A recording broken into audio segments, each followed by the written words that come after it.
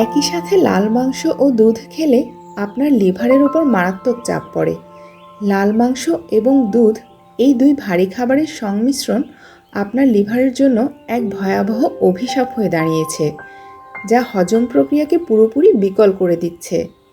এই ভুল খাদ্যাভ্যাস আপনার পাকস্থলীতে দীর্ঘস্থায়ী প্রদাহ তৈরি করে আপনার রোগ প্রতিরোধ ক্ষমতাকে একদম ধ্বংস করে ফেলে।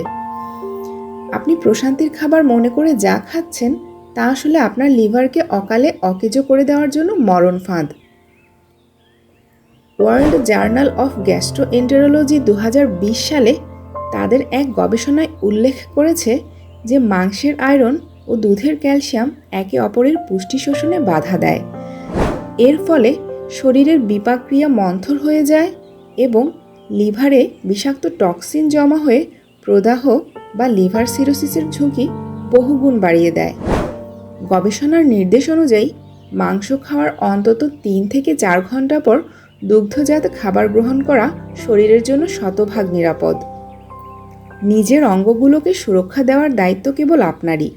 ভুল নিয়মে খাবার গ্রহণের মরণঘাতী ফলাফল সম্পর্কে জানুন এবং নিজের লিভারকে নতুন এক সজীবতা দান করুন।